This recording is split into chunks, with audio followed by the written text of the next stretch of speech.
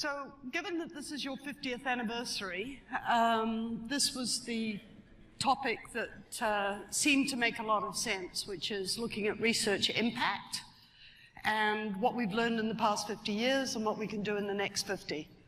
And so, what I'm going to be presenting and talking about draws on work with lots and lots of people. Some of them are listed here, not a comprehensive list. And one of the things I've learned in giving lots of talks is, you know, kind of the arc of this is going to be, that was then, this was now, this is now, imagine, right? So that's kind of where we're going. So, and I've also learned to tell you what I'm going to tell you, and then tell you what I told you, right? So here's the key ideas, is that when you're looking at research impact, essentially what you want to do is think about what's creating the impact, and that's people. So if you want to look at impact, you want to trace people, not documents. And that's kind of the story of Moneyball, which was you use data, you trace what people are doing, and you use that to capture impact. And I think the reason that that's so important is, particularly in the field of looking at research impact, what we tend to do is say, you know, send money, then a miracle happens, and we get impact, we get TANG, we get the internet, right? We get GPS. And kind of what our job has to be is to be standing back and saying, let's be a little bit more explicit in step 2. And so what step 2 is you know, the people. And the reason that it's, I think, particularly relevant to a group like this is research has become very important to most universities. Your jobs are critical. Not unreasonably, the appropriators and funders in different countries are being asked to say, okay, so we spend a lot of money. In the United States, I think it's about $120 per man, woman, and child per year. What's the value? And unfortunately, what tends to happen is they ask people like you to document it. So this is kind of the outline of what I'm going to talk about. You know, what have we learned? You know, that was then. What's the future going to look like, and what does it mean for you? Okay, so at least in the United States, which is where I'm based, this is a New York accent, as you probably picked up. NSF was established just over 50 years ago. This is your 50th anniversary. NSF was funded in, Vannevar Bush wrote The Endless Frontier in 1945. 1951 it was established, and very early on, in 1955, it was pointed out that they really ought to capture the data to show what the effects of all of that money was going to be. So in 2005, 50 years later, Jack Marburger, who really founded this field of science policy, argued that we still needed better benchmarks. So he was science advisor to President Bush, he was chair, he headed Office of Science and Technology Policy, and he said, you know, how much should a nation invest in science? How many are aware that in Europe, you know, kind of the goal is 3% of GDP? Right? Where did that come from? It's a lot of money, right? Does it matter whether it's 2.9% or 3.1%? Who knows, right? Does it matter whether the expenditure on R&D is in economics or physics or computer science, or is it just magic that is scattered on things? So that's what he's asking. How much should they spend? What kind of science? Does it matter whether it's private sector funding or public sector funding? And then, so he called for a science of science policy. So in other words, what he's saying is, let's be a little bit more explicit in step 2. So I think we all believe that science has incredible value, right? There's all kinds of documentation in anecdotes. This is from the AAU, Association of American Universities website. And, you know, we wouldn't be in this field if we didn't think it was important. However, recall that every dollar that is spent on science is a dollar that's not spent on early childhood education, or roads, or many, many other sources, or welfare payments, or whatever. There are many, many other sources calling for those funds. So, kind of, in many countries, in order to kind of respond to that very reasonable question, what is the value of that research relative to other options, countries across the world have tried to address those questions. So what I'm going to tell you is what not to do, what we've learned about what not to do. And I gather there are some funders here. So I'm going to slam you guys pretty hard. I don't think we should self-evaluate. So this is the European Research Centre evaluated itself and found almost everything it did was fantastic. You know, they're just path-breaking in oh so many ways. So people said that to me laughing, right? Just as you did. What else do we not, what else should we not do? We shouldn't do ad hoc stuff. So these are the Shanghai indicators. There are a bunch of them.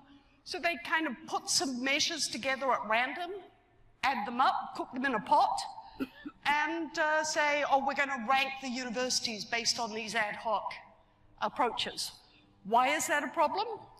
Well, first of all, it's not science, it's silly.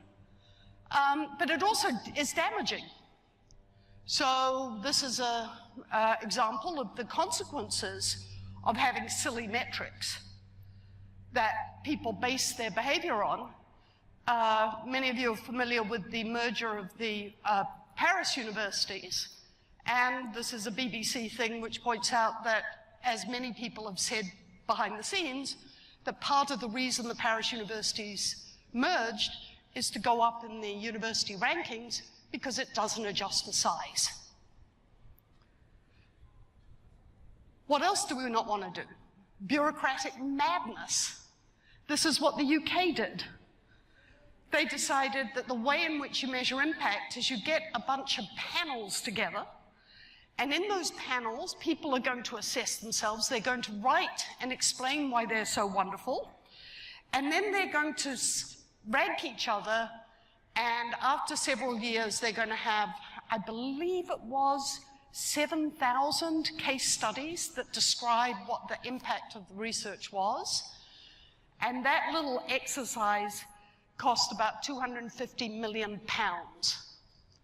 The amount of time and energy that universities in the UK have spent, quite apart from the out-of-pocket funding, is substantial. Those of you in the United States will also recognize we shouldn't do manual reporting. So those of you who were involved in ARA, the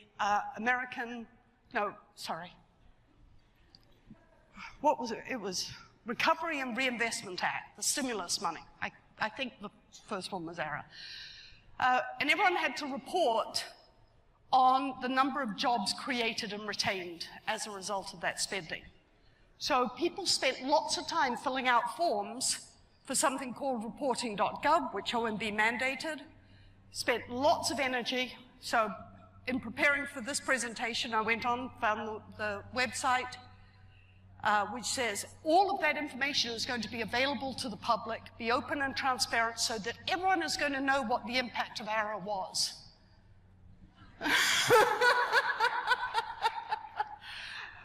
You could cry, right?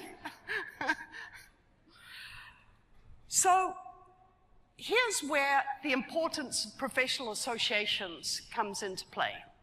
Because I know Cindy Hope's here from Ankura. I met Cindy and Susie when they were working or participating in the FDP. I'm sure they still are. And the Federal Demonstration Partnership got together and basically said, together with the White House, and I was working at NSF and the CISIP program, and we said there has to be a better way.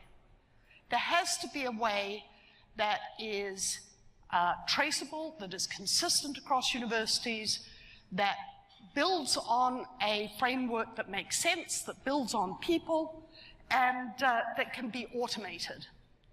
All of that information was inside university systems. So FDP, and then after that, Bob McFadden, it was then called the Committee on Institutional Excellence, now the Big Ten Academic Alliance, and the American Association of Universities worked to try and find a better way than the madness that was starting to take over the United States. So I'm going to talk a little bit about that approach. And I'm going to argue that in some ways this is a glimpse of the future. This is what professional associations like this one should be thinking hard about what could be done. The imperative to document research impact is not going to go away. If anything, it's going to get stronger and more visible, and so it should. When a lot of money is getting spent on an activity, it's our jobs to be able to say, what's the impact? And also, by the way, say some areas are not doing as well as others. So, what might a group like this be thinking about in trying to describe what's going on? And what I'm going to argue is that almost all of the information that you need is inside your institutions, inside your existing data infrastructure, and it's a matter of pulling it together to make sense of it and to document it. So strategically, looking forward to how you can use the data within your organizations to look at impact is going to save a lot of time and energy and have more influence than these ad hoc approaches. So, again, the key ideas, we're going to look at the people. So what framework would you want to use? Well, I love this quote. If HP knew what HP knows, we'd be much more profitable. And what I'd argue is that involves getting a handle on the data that is in your hands already.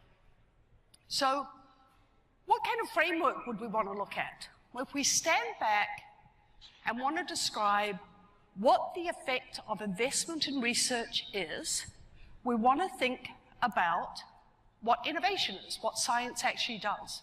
And really what science is it's the creation, transmission, and adoption of ideas.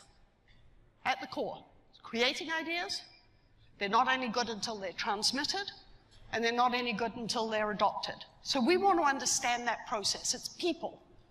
At the core, that's what funding agencies are doing. They're funding people, graduate students, postdocs, undergrads, principal investigators. And then we're going to look at that impact, the impact of that intervention relative to a counterfactual, right? So really, a very big part of that is how are ideas transmitted? Largely, they're transmitted by the way in which people move or connect throughout the economy. And they're going to be transmitted through businesses being started up. The second way is, so just the act of doing science and transmitting the ideas is one place to start. Then the second place to start is when I purchase equipment. So the purchase of high-end, high-tech equipment creates a market on the supplier side. It tells businesses where the high-end science is occurring and what kind of equipment's needed, and that also creates breakthroughs. So those are the two areas that we want to trace. So that's the conceptual framework. So putting it another way, I'm an economist by training. So I think of a production function of science. Science is work, just like anything else. So what you do is you have inputs, that's funding. Those inputs the funding allows you to purchase inputs, labor inputs, that's people, and physical inputs, that's infrastructure and institutional spending. You guys are part of the inputs. And then those two things combine, or sets of things combine, to produce outputs. And those outputs might be scientific ideas, it might be economic activity, and so on. And that's really what we want to trace. This arbitrary trying to force a link between funding and science ignores the scientific process itself. So just trying to say, oh, if we could only force researchers to cite the grants or to cite what's going on, makes no sense at all. So what you want to do, essentially it's pretty straightforward. We want to figure out what has been funded. We want to describe the inputs. You guys have that information. You want to describe what's been funded. That data is in text documents. This is a big data problem. It's not a straightforward problem, but you can pull that information in, and I'm going to show you how in just a minute. We then want to figure out the people who've been funded. That's in your HR systems. We want to figure out the physical inputs, the purchase of microscopes or telescopes, you know, the high-end scientific equipment. You also have that information. And then you want to link it to economic activity. Those data sit within statistical agencies. So each one of these steps has been done, and I'm going to walk you through how that's done, but that's the approach to producing a science of describing research impact. Okay? So what kind of data is needed? Well, I'm going to walk through each one of these. You can take the text information on grants, you can tie it to the HR and finance information in your organizations, and you can tie it to patent and publication and Census Bureau data to look at earnings and employment outcomes and other activities. Let me give you, I'm going to walk through each one of these to make it concrete. So we can figure out what's being funded in a couple of different ways. Almost all agencies put that information up on the website. You actually also have information on what's not being funded internally, so you can figure out, you know, something about that. But we can take that information and do text analysis on it and describe for every piece of activity that's been funded, both the fields of research and the topic areas. And this is work that's been done by Dimensions and Uber Research with digital science. And then, for example, my vice provost for research is interested in taking that information and finding out how does NYU compare relative to benchmarks. So NYU is part of the American Association of Universities. On the left-hand side, you can see the grants received in a particular area, and on the right-hand side, you can see where NYU is receiving its funds. And if she wants, we can break that out by different areas. So I can look at how much NYU gets in economics or in life sciences, or in particular topic areas, because I can look at, for example, topics like food safety or green energy or whatever, because I can actually do the text analysis rather than the predefined fields of research. And that goes from, I think, 280 funders across the world. I can figure out who's been funded, again, through your finance and HR records. So every time anyone is supported on funding, this is one of the very first slides we generated with STAR metrics. Anytime anyone is funded on a grant, a code is created inside your institution. And every time there is a charge against that, either from a vendor or from a postdoc or a graduate student or an undergraduate, that charge shows up in your HR system. So for participating universities in new metrics, you can trace all the people who are supported on from all the funding agencies and tie it to what work has been done. And the same thing goes for the purchases. I know from looking at the financial transactions, every purchase that's made against which grant. And you've got object codes, so you can actually break it down into quite a bit of detail. So you can do things like say, well, amazingly, high-tech vendors and R&D performing vendors are much closer to the university than you would expect, compared with all the other businesses in high-tech and R&D in the country. And we can do that by linking it to census data. That also, with the link to census data, enables us to look at the economic effect, because I can tie the data from the HR records under strict confidentiality. I can match that to economic census and decennial census and administrative records from the Census Bureau, which is, for those of you from other countries, is a National Statistical Institute. And I can look at startup activity, earnings and employment activity, and compare it to other people with similar characteristics. So I've got a counterfactual. Then I can say people who are trained on research grants make X relative to similar people not trained on research grants. So that's impact.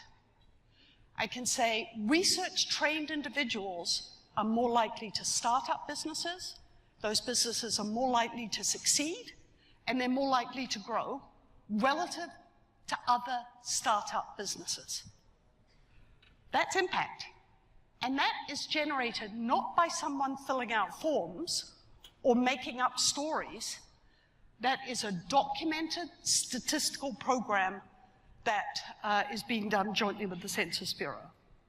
And so a lot of that work has been published in peer-reviewed articles like Science and Nature.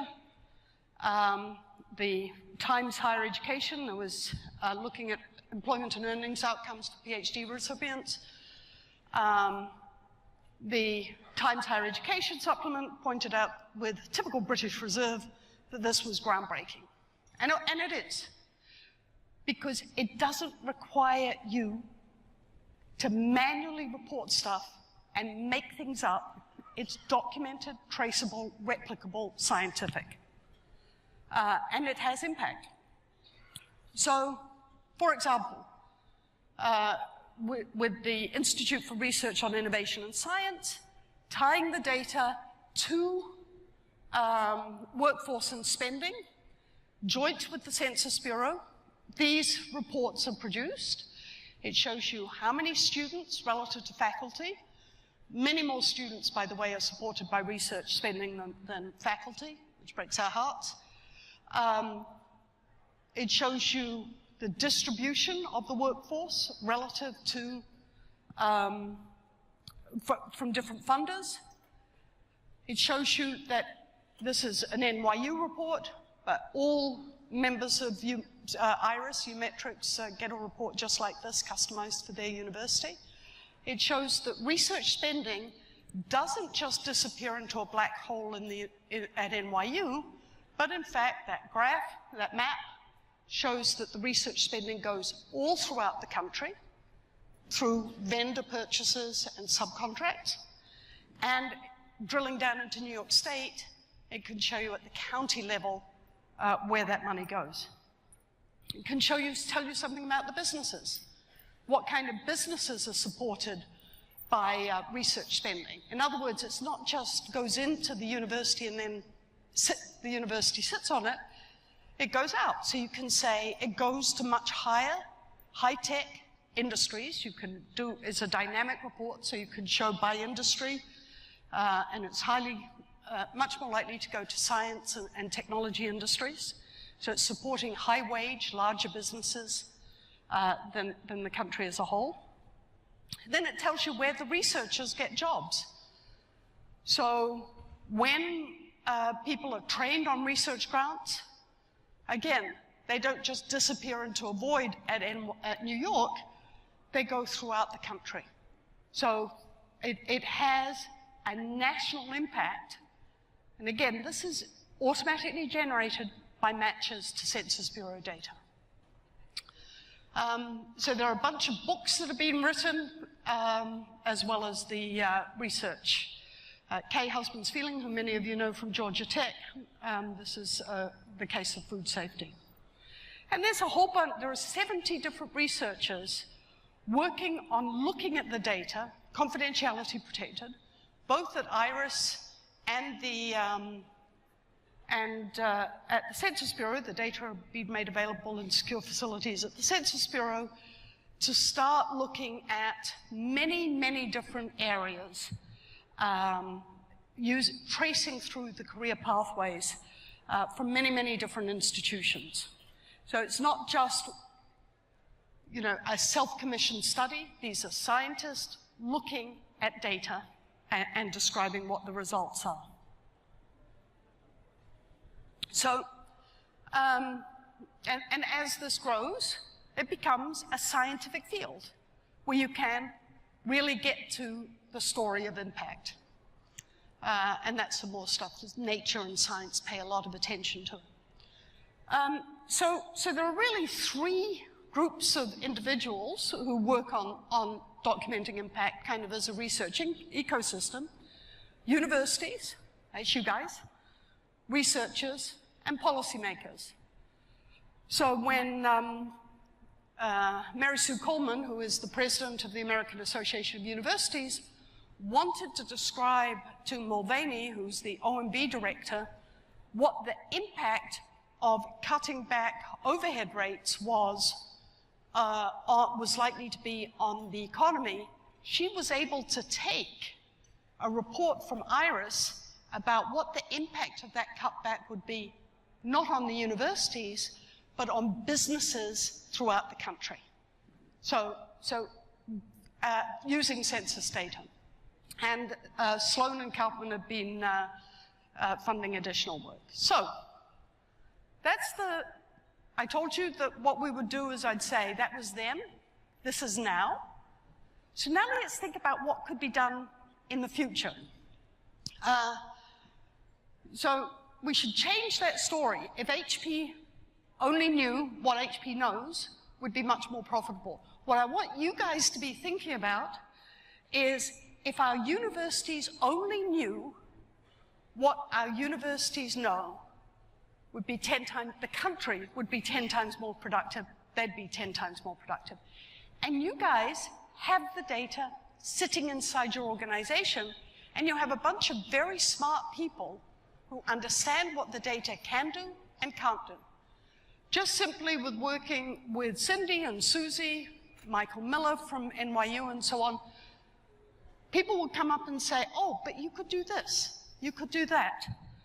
So, you know, I love this line, in God we trust, all others must bring data. So the first thing you should be doing is think of your data like any organization that is moving forward, try and use it as an asset. You use it to run programs, you use it to run operations.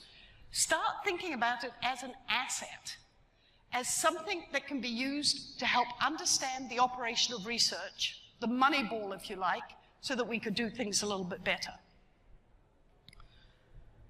Build staff. That's a catbird, right? So I've learned enough in the United States. You guys are in the catbird seat. Okay? A lot of your VPRs are really anxious to describe what's going on in their university. Start building the staff to do so. This is a great place to start. The experience I had with the FTP, with AAU, with the CIC, taught me, and NCURA, taught me that organizations like this, you can make change. There are 1,400 people here. You guys get together, you can change the world. Think about what that framework's going to buy you. You want to look at people. You want to look at how people interact within and across institutions. So we're looking at Moneyball, right? I'm going to argue it's people. We want to look at the players, not the scoreboard. If we look at the players, we're going to unpack that miracle and get a bit more specific on step 2. And you guys are the ones to do it. So thank you very much. Questions?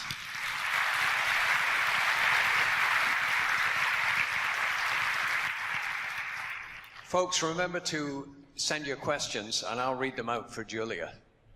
I've got a couple here. So the first one, Julia, is, this is all very impressive. However, it seems to me that it is very skewed to economic impact. And so, for example, misses culture and a lot of societal impact. Are there any plans to address this, and how can we do this better in the future? That's a great question. So, as you can have gathered by how boring the speech was, I'm an economist. So, you know, I do what I do best, which is economic impact. That's what I know how to do. I built the LEHD program at the Census Bureau. I've spent my career working on linking data sets. What I was, and I think also that was the push from ARA, and that's been the push from a lot of agencies. What's the value to the taxpayer? But you're absolutely right that there are social impacts, there's societal impacts, there's advances in basic science that we shouldn't lose touch with. So when I ran the SciSIP program, I funded a lot of researchers who understood ethics, who understood the advancement of science, and so on. That is a whole area that this framework enables you to capture. But I'm going to argue it's not through counting publications. It is through tracing the effects of the ideas in the science to society. And it's a much harder problem. I will admit I started with the easiest bit. But you've now got the infrastructure to trace the way in which those ideas start to be adopted. I'll give you a couple of examples.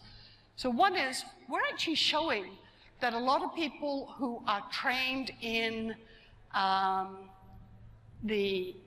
some of the life sciences do not go into big business.